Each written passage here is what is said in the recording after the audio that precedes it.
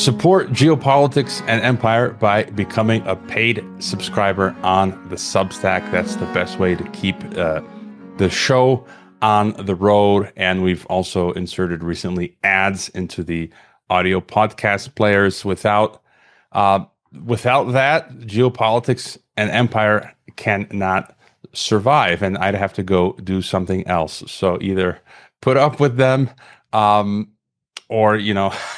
there won't be any Geopolitics and Empire. Returning to the podcast is Shanmuganathan Nagasundaram. He was with us a while back. He's the author of the fantastic book we discussed last time, RIP, Rest in Peace, US Dollar, 1971 to 2020 something, and the way forward. Welcome back, Shan.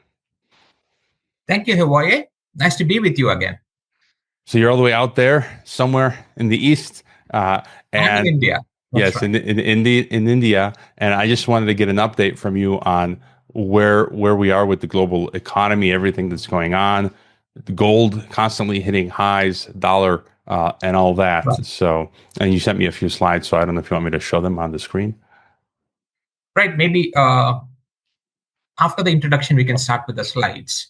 One would have assumed that with gold prices almost doubling in the last 2-3 years, there would be greater attention in the media as to what is happening. But strangely, the mainstream media all over the world, including India, has largely been silent, and gold prices going up has been ignored as kind of an exogenous event that's got no relevance to what is happening on a day-to-day basis. But it means something very, very significant, and that we are headed for very difficult times ahead. So we can go back to the book and then start with the forecasts I had made and see how it has panned out in the last 18 months, right? I had made a series of 6 forecasts as part of the book. The first one itself was about gold, right? Wherein I said gold prices by the end of the decade is going to at least $24,000 an ounce. I had given a range, starting with at least $24,000 an ounce, going up to infinity. Which is a case where the US gets into hyperinflation, which is increasingly looking like a possible scenario. But at the barest minimum, we are looking at a substantially higher number. And there's a basis for that particular number that we can discuss later. So that was the first forecast I had made. When I was writing the book, at that particular point in time, gold was 2,000. It had never crossed 2,000 when I had actually finished writing the book. But by the time the book got published, it was 2,200. Right, but at this particular point in time, we are looking at 4,100 or thereabouts.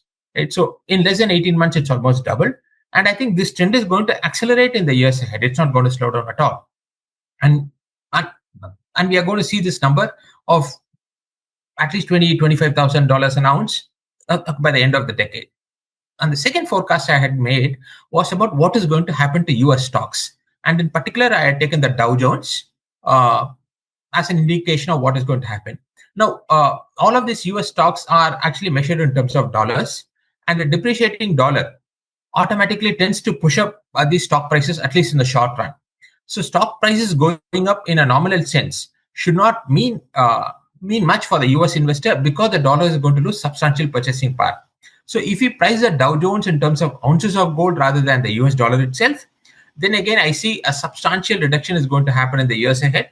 At that particular point in time, June of 2024, our Dow Jones gold average was about 16.8 or 17, and at this point in time, it has come down to 11.5, and I can easily see this going to a low single-digit number, right? So that was the second forecast I had made. The third one was about the U.S. housing bubble. The U.S. is currently experiencing a housing bubble that is far bigger than the one that caused the 2008 crash, right? So when this bubble bursts, and it's a question of a few months at this particular point in time, as I see it as, housing prices are going to decline in a substantive way, at least 40% as I see it as. In the case of 2008, if we take the median housing prices, it had declined only by about 20%. But this time it's going to be at least twice the number, because the housing prices are so much higher. And I'm not only talking in terms of absolute numbers, but even if you take into account median incomes and all such factors, and the housing and the US housing affordability index at this particular point in time is at an all-time low, which means that prices have to correct substantially, and that is going to happen very soon. The fourth forecast that I had made was about bonds of all the asset categories, uh, stocks, gold, housing, bonds. Bonds is going to actually fare the worst, and especially long-term bonds. So if you are invested in US 30-year treasuries, you're going to lose a substantial portion of your net worth, even in nominal terms, even without accounting for inflation. So bonds are going to be the worst performing asset category. The fifth forecast was about the US economy itself, that I've said it's going to get into an inflationary depression, where the inflation is going to be much worse than what happened in the 70s. And the depression is going to be much worse than what happened in the 1930s. People often confuse deflation with a depression. Okay, like a depression, by definition, is an extended form or a deeper form of a recession. Okay, so you're going to have high price inflation scenario combined with a very, very deep recession, and this is going to last for a long, long time, at least for 5-6 years, as I see it, as if not longer period of time. So these are the five specific forecasts that I've made. The sixth one that I made was about Bitcoin, wherein I had said Bitcoin is going to lose substantial portion of its value and it's going to go to almost zero. That has not happened at all. Bitcoin has in fact gone up by about 40-50%, if not more. Okay, but I think this is a temporary situation. At this particular point in time, the Bitcoin is more correlated with Nasdaq than with anything else. So as and when the AI bubble bursts, at that point Bitcoin will correct and it's going to lose substantial price, as I see it. That's like it doesn't have any value to lose. Only if it has value it can lose. But the price is going to correct substantially. So these are the forecasts that I've made. And I think the first five have started playing out in the correct direction. Bitcoin has not yet, but it will soon start. So I've got a lot of questions there. Maybe starting with gold. You've been right on the money with gold. I was listening to Hugh Hendry the other day. I caught a clip of his on X where he was referring to James Rickards and how James Rickards pulled that number 10,000 for an ounce of gold. Like Hendry was implying that someone in his inside circles in the government sort of floated him that number, and that would help sort of revalue. I guess he was talking about Washington would use that to their advantage of revaluing, I don't know, their assets, treasuries, whatever. What does the higher price of gold mean and portend for everyone around the world? Citizens, for governments, for the Western financial Bretton Woods system, for the BRICS world? Just further thoughts? Right. Okay. Gold prices going up actually signifies something very specific. One is that we are headed for very difficult times ahead, and that we are going to have high price inflation. But at this particular point in time, given the steep pace of increase, I would suggest that it points towards a loss of confidence on the US dollar in particular, and in general against all currencies of the world. Right. So, although the US dollar is the reserve currency, gold prices have actually appreciated against all currencies. So, like, it's not that only the US dollar is losing value, and what the US government is doing, almost all countries across the world are doing the same kind of mistakes, albeit to a lesser degree. So gold prices signifies a loss of faith in the national currencies, and that portends and that will create a situation when a country wants to restore stability or confidence of the people in its currency, they will have to go back to the gold standard. There is no other solution. Right. So that is what is going to happen. Now, which country is going to lead the way? My guess is it's going to be China and the yuan. Right. It could be the BRICS currency. Okay. But it's more probable at this particular point in time that the yuan does it. And that is going to set the pace for all other countries to follow suit. Now, if the US dollar wants to go back to a gold standard, there are different components of the money supply, M0, M1, M2, M3. At the barest minimum, if they want to back their base money, or what is called as M0 component of the money supply, okay, then gold prices for the current money supply has to be at least $24,000 an ounce. And that's how I get that particular number. It's not a number that is pulled out of thin air. If the US wants to back the current money supply 100% by gold, then the price would have to be $24,000 an ounce. Of course, I'm assuming that the Fort Knox gold of about 8,100 tons is still there. Assuming it is still there and it's owned by the US government, okay, then this has to be the price of gold in dollar terms. What you mentioned about BRICS, my reading as of now would be that there wouldn't, I mean, given what you're saying, it does make sense. One potential scenario, we see China taking its yuan, its digital version, the digital yuan, internationalizing it, the gold exchanges. So something is rumbling there. I kind of feel at this juncture that they wouldn't go for a unified BRICS currency. It's too difficult, and you don't even need it. If China starts using backing the yuan with gold, and other countries start doing the same thing, and then they just create an interoperable system, I feel like that's how it would work, no? Where they could just exchange between their own currencies in this sort of interoperability. Does that make sense? I think that's how it would play out. Okay, in the sense that we would go back to the gold exchange standard that had between 1933 to 1971. Okay, wherein the convertibility of the yuan to gold, okay, may not necessarily be extended for its own citizens. Okay, but other central banks would be able to exchange the yuan that they are having, okay, for a fixed unit of gold. So this was the gold exchange standard that was there in the US up till 1971 from 1933. As you might be aware, after 1933, the US citizens were prohibited from holding gold, right? But other central banks could still exchange the gold for US dollars at a fixed rate. And that is something, I think that is a system that is easy for the Chinese government to go into. Either going back to the classical gold standard or actually allowing convertibility for its own citizens. I think that is going to be the second or the third step.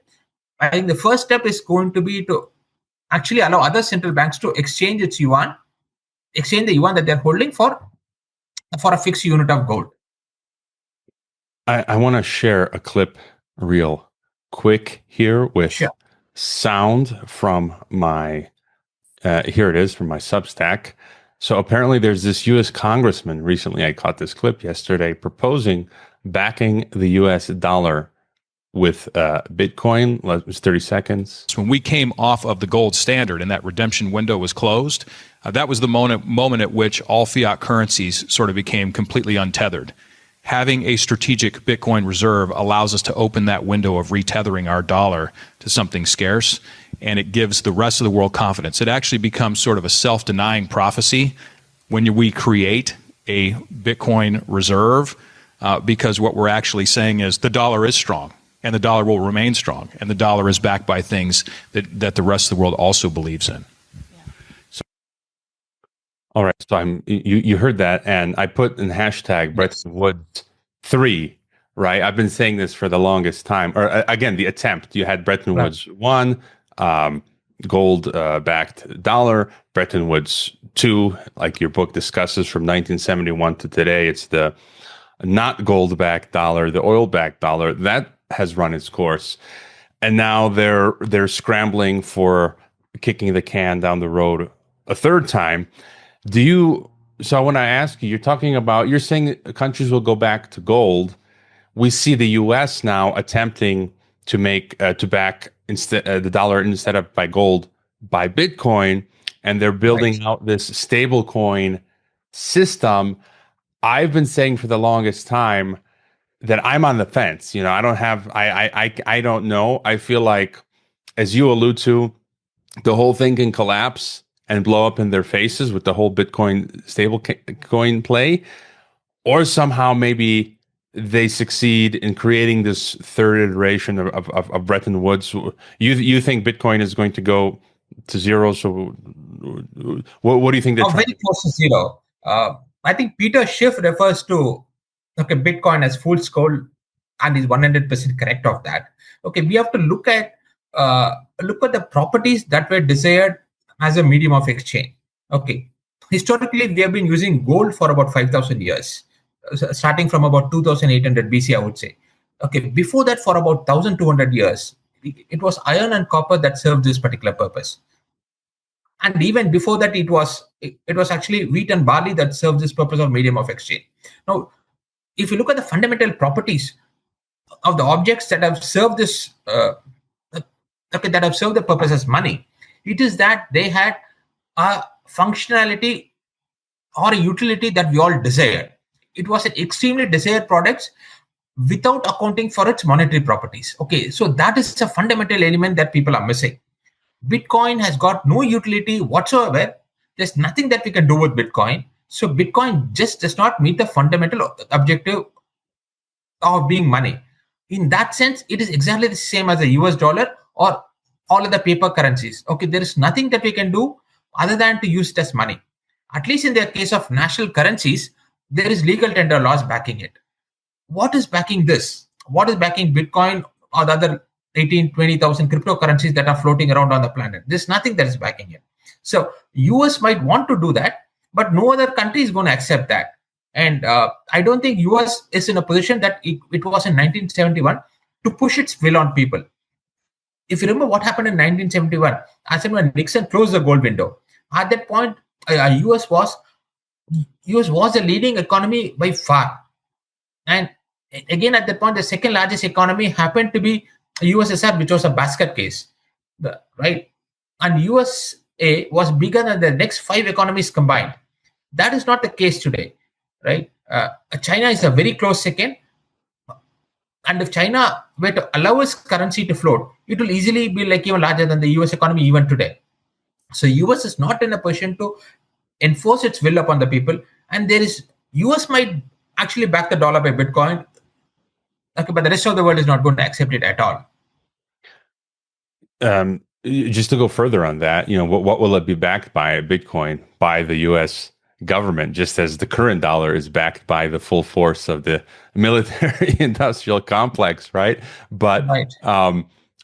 But in the last week or two, just to get your thoughts on what do you make of so many companies now are onboarding Bitcoin and digital payments, Western Union, just so many companies are now adding this. And again, just to play devil's advocate, I don't care either way, whichever way it goes. My view is that they have plans to create this digital concentration camp, and that Bitcoin is the pretext to create, whether they are central bank digital currencies or private bank digital currencies like stable coins. I feel like that is their goal. You don't think they're going to succeed? I don't think so, because US is not in a position to succeed. Assume other countries have a choice wherein US has a dollar-backed, has a Bitcoin-backed dollar, and the yuan comes with a dollar-backed yuan. What do you think other countries will choose? I'm sure they'll gravitate towards gold rather than Bitcoin, right? Because you have 5,000 years of proven history as money, and if other currencies actually back their own currency by Bitcoin, it's going to be so much easier for the US to confiscate. Because so gold stands against this confiscation of wealth by the US government, or in general by other governments also. So it is gold that is going to replace the US dollar as a reserve asset. It's not going to be Bitcoin or like any of those things. All these things are fantasies. As and when the NASDAQ bubble bursts, I think the Bitcoin bubble will also burst. Just to go back a second, you talked about inflation. Some people have been using the phrase hyper stagflation. What if we'll come back to gold, but what will this look like? Will the US be the worst hit? Europe is a basket case, but what will this sort of collapse in this sense look like? Will it just be very slow over many years, or do you expect it to be something like Russia in the 1990s? Right. Okay, so this collapse is slow for a few years, and then it happens all of a sudden. And that's what happened with Weimar also, if you go back to the 1930s. Right? The first 2 years, it was slow. And then you had a huge jump, and this entire hyperinflation happened over a 2-year period. I think the US will have something very, very similar. How soon it kicks in, it's actually very, very hard to predict. But we are not very far. But the path that the US is on, it is exactly the path of hyperinflation. Because if you look at the debt of the US government, It's close to $40 trillion today, upwards of 38 trillion, and unfunded liabilities is 200 trillion. There is no way the US can actually not pay the 200 trillion because it's owed to like its own citizen, people who can vote, right? So it is going to just print the money and actually hand it over to the citizens to spend, and that is going to lead to hyperinflation. Okay, my guess is 3 or 4 years in the worst case scenario. It could be sooner than that. And in some sense, you can say that this actual process has started. Because if you look at the last 2 years, okay, gold prices has actually doubled. Okay, that's more than a 40% annualized inflation if you want to look at it that way. If you want to see it in terms of gold prices, right? So I think the process started a couple of years ago, and it's going to accelerate. And soon it's going to become obvious to a lot of people that the US is on the path to destroying its currency. I just had a. So would you say what they're trying to do, and other people have said this, with creating Bitcoin and then using the tether and the stable coin, that all of this is kind of like a sink, like a way. So we were on that trajectory of hyperinflation and things going exponential, and so right. Creating this, what they're doing now with Bitcoin and stable coins is a way of slowing that down. No. No. How is it going to slow down any of those things?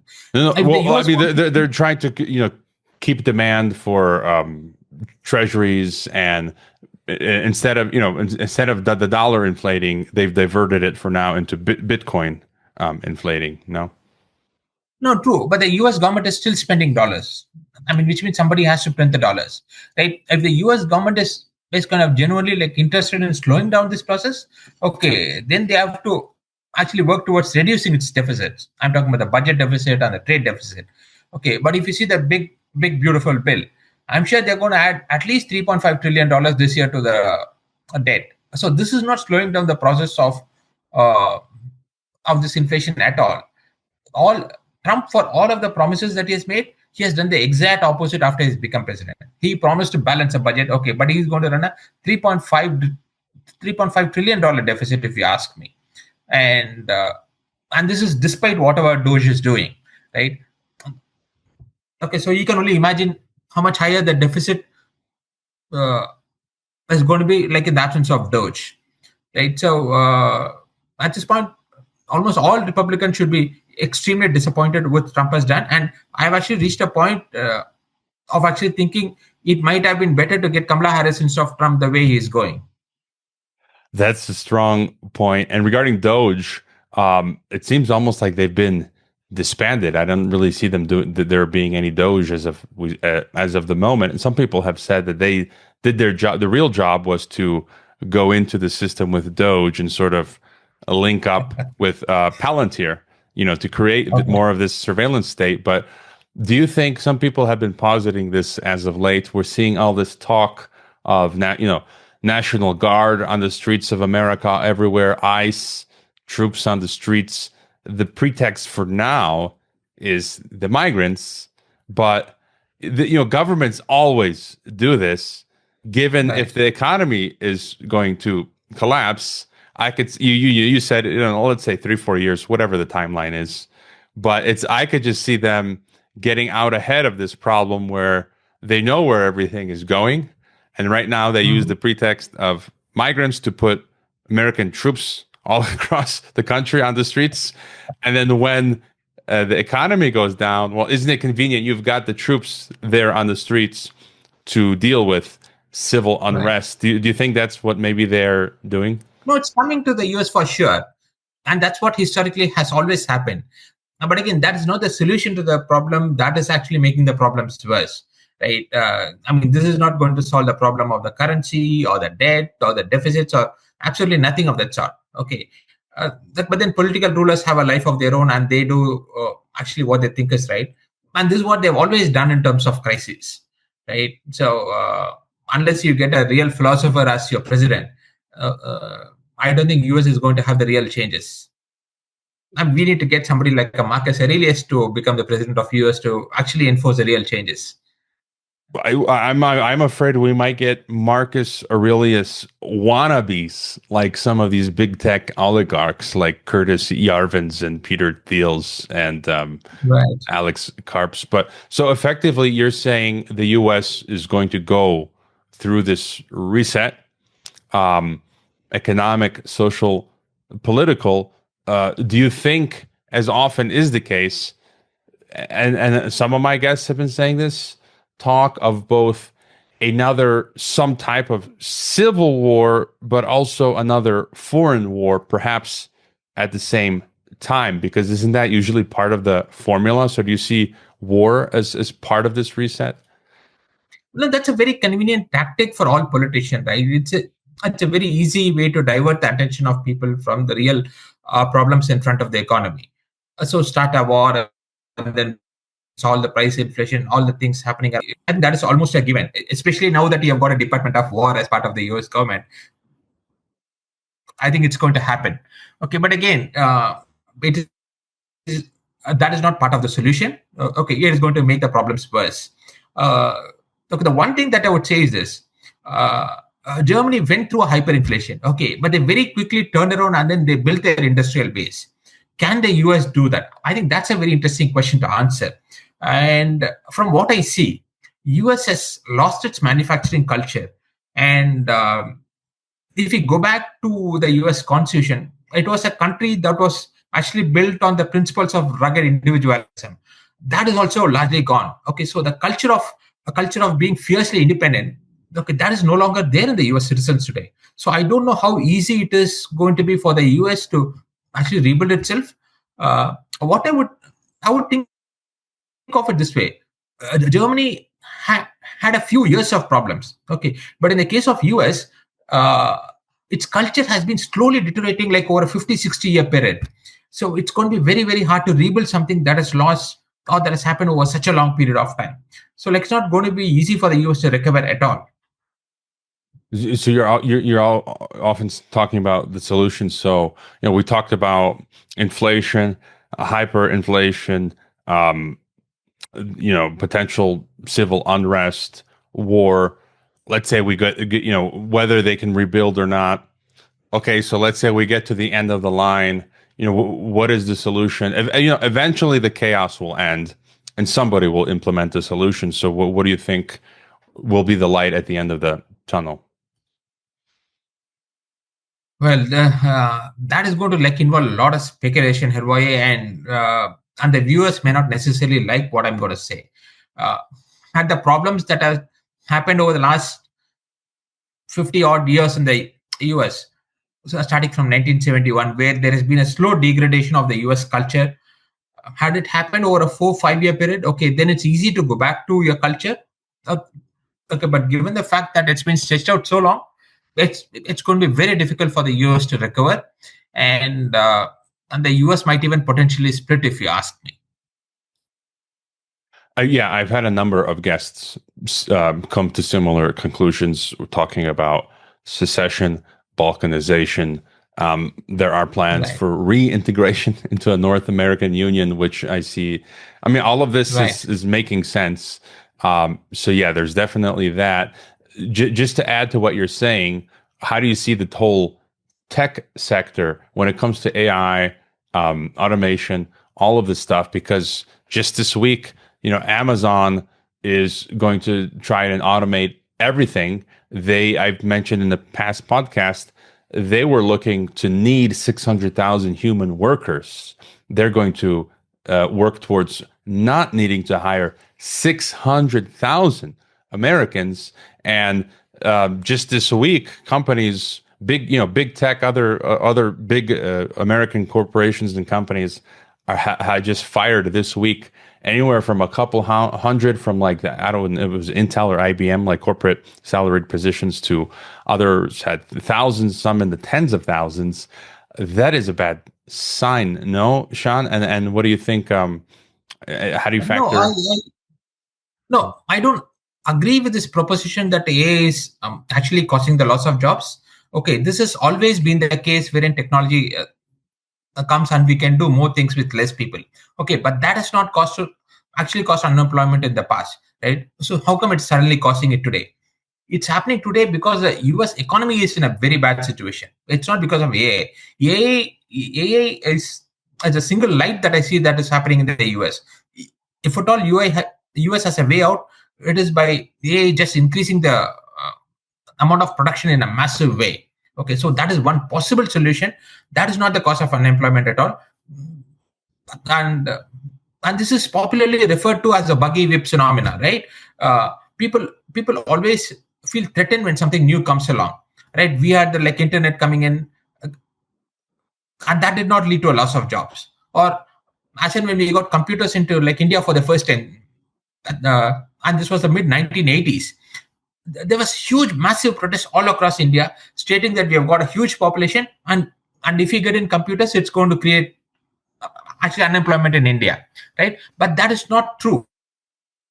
What happens when you have got a technology revolution is that the amount of production goes up dramatically, and that gets redistributed. People find other ways to do, people find other jobs, other things to do, right? And this increased production gets divvied up amongst the population, in a better way.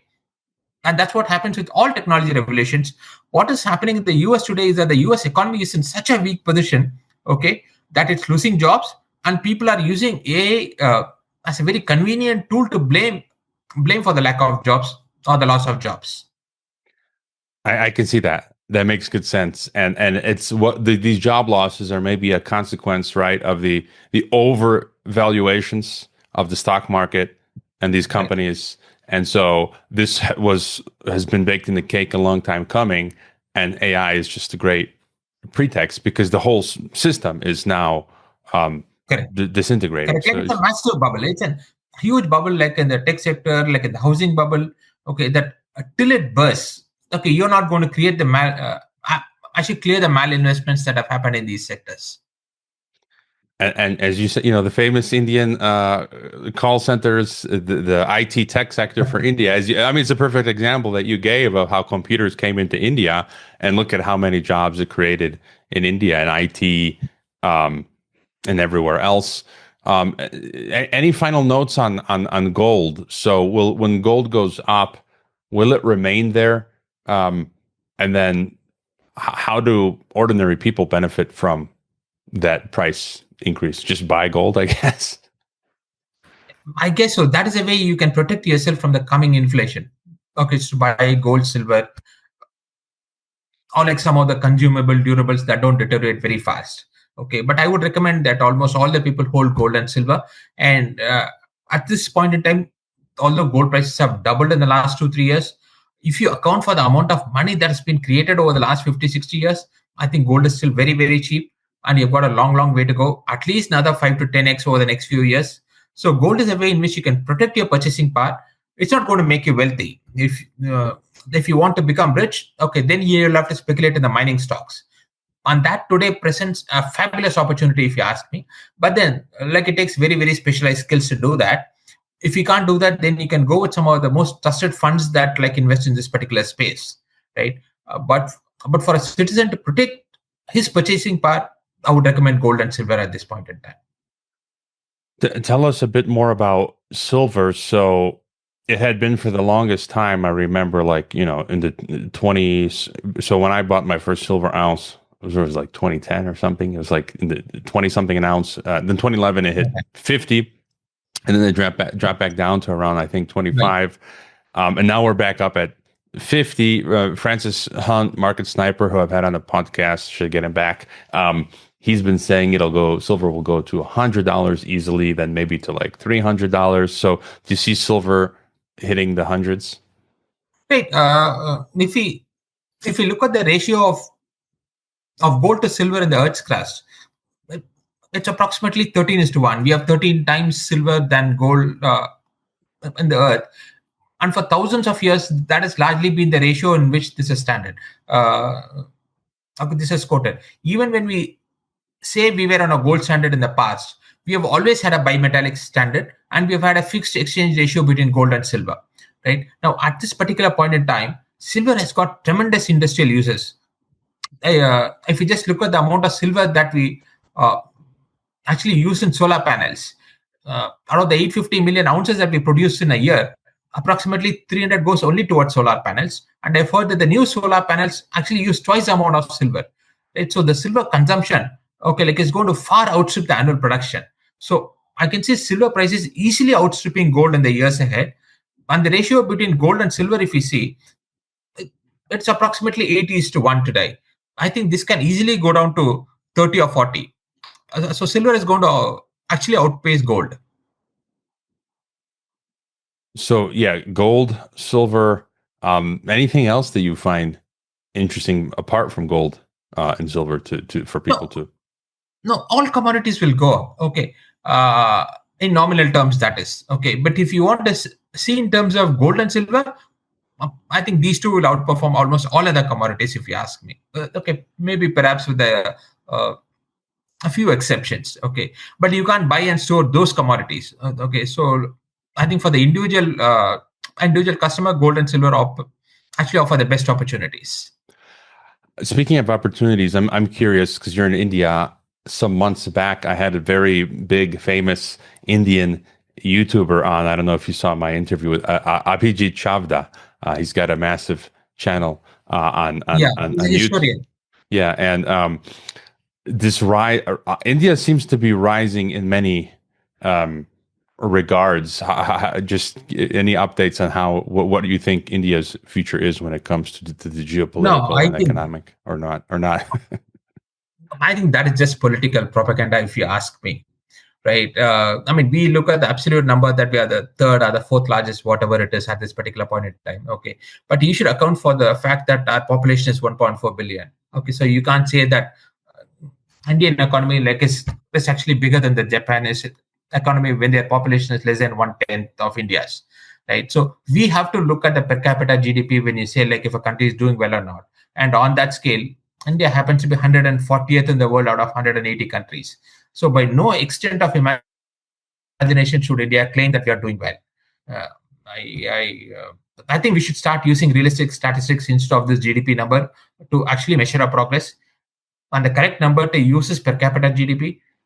And using that number, we have a long way to go to like even to being called even moderately successful rather than successful itself. That is an excellent point. When you compare the population size of India to other countries' population sizes and their GDP per capita is the way to go. We talked about the US, but any thoughts then in the scenario that you've painted, how major parts of the rest of the world will fare? So basically, you think BRICS and Global South will rise as the West declines? I think BRICS is largely China. If you remove China out of BRICS, there is no BRICS at all. And I think China will do exceedingly well in the years ahead. Even China has a housing bubble. They probably have a stock market bubble.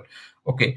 But their culture of manufacturing and of production and of working hard, okay, that has been actually built up. And that is going to stay with them despite the bubbles bursting. So I can see China dominating the world for decades and decades to come.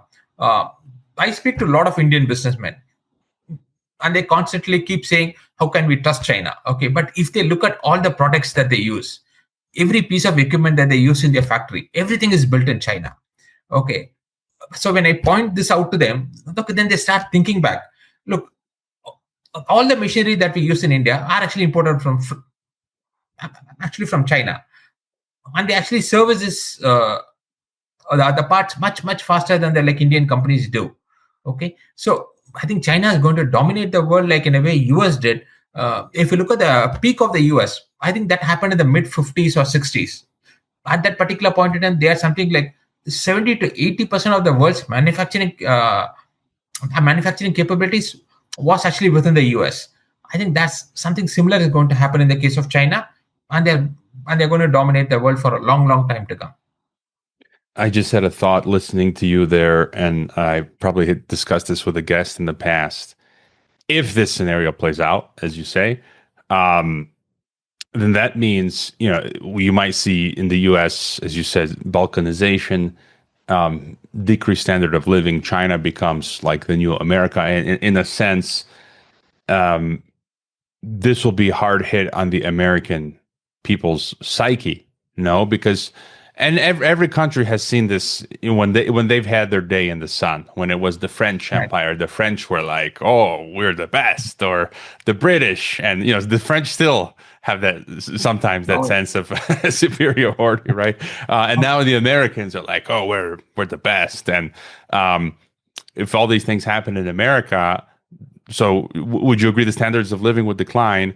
And be, if you go to the rest of the world, like here in Mexico, people are used they're humble because they're used to living in humble economic situations, so they can deal with this range of if they get wealthy or they go back to middle class, they go back to being poor, they go back to being wealthy again. Yes. But in America, they've just gotten used to being so well off for a long time, and once they get knocked off that perch, they're gonna. You sort of get what I'm saying? Did you feel Americans will? I get it. I mean, when the people have lost everything and they've got nothing else to lose, they lose it. I don't know who said this phrase. Gerald Celente, yeah. Celente, of course. Celente. So I think that is going to happen in the US. I can see a long period of riots happening there. So it's not going to be an easy transition at all. You would rather look at what is happening in the US like in a TV screen rather than out of your window. I think this is what Doug Casey said, and it's not going to be a pretty sight living in the US for sure. Are there any other something we haven't discussed that you think is important to get across? I think we should look at Argentina. I think the changes that Javier Milei has done over the last year and a half has been fantastic. It's been out of the world. He came out of nowhere, right? He was not a politician. He came and he changed around the country that had 30% month-on-month inflation when he took over. And within a couple of years, he has managed to stabilize it and still managed to remain largely popular. It is easy to actually do the reforms when you see the benefits immediately. Okay, but they were in such a bad situation, okay, that the reforms actually made the life painful for a lot of other people. But he has been able to convince the people that this is the right thing for the country to do, and they've accepted it. So if there's one beacon of hope in this world, I would say we should look at Javier Milei and we should make him more popular, spread the message that is about all the changes that he's effecting, and hope that other governments learn from that particular exercise that is happening right there. On that question, I'm not the esoteric financial ongoings. I don't decipher as well as you, but what would you make of the U.S. bailout of Argentina? What was it, to the tune of $20 billion or $20 billion? See, as when a country is actually coming out of a deep morass, of the path to prosperity, like it's not straightforward at all, and it's easy to destabilize a country that is in a very weak situation, and that was the case with Argentina. Okay, but despite all this, if you look at what Javier Milei said, he said he's going to hasten the pace of reforms and actually not slow down. So that is a sign of, I think that's a sign of clear leadership that he has demonstrated. And I think Argentina, this is going to be a small stumbling block, and they're going to emerge out of the crisis and then come out of it actually very, very well.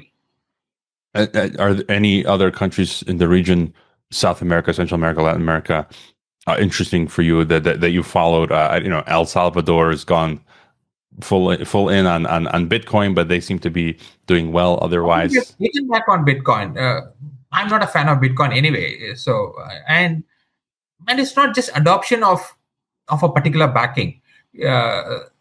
If you ask the single most important reform that Javier Milei did in Argentina, it is to balance a book, right? He ruthlessly cut down the deficits and he balanced the books within 1 year. And then he formed this department of deregulation, which is a very famous one. And each and every day they got rid of some 3 or 4 existing laws. These two are the most critical things that all governments have to do. And I don't see any other government doing this in the world. Real quick, any thought on the European Union? I think they'll have a difficult time. Okay, but the epicenter is still going to be the US. If you look at the EU as a whole, okay, they still have a balanced trade between themselves. So like it's not going to be as bad as what is going to happen to the US. So. All right. Yeah, and anything else? Gold, silver, No, pretty it's much. going to be very interesting times ahead, and for the prepared mind, it's one fabulous opportunity to make money. Okay, but I mean, for most of the people in the world, like, it's going to be a very, very difficult time, and I hope we kind of come out on the other side, okay, without too many issues. It's going to be an adventure. Just think of it as Yeah. like you're an actor in a movie. We're all going on an adventure. Right. If people if they missed our first talk, they can check the archive in the Right. podcast and check out your book as well, which is Right. linked in the description. You're also on LinkedIn. People can follow you there, and so any other website. No, I think, yeah, that's all it is. I think Red Butler said there's more money to be made in terms of war rather than peace. And that is certainly going to be true for the next 5 years if you can get your asset allocation correct. That is another great point. So keep your, what do they say? Keep your powder dry, right? Thank you, Yeah. Sean. Thank you. Thank you, Hirvoy. Nice chatting with you.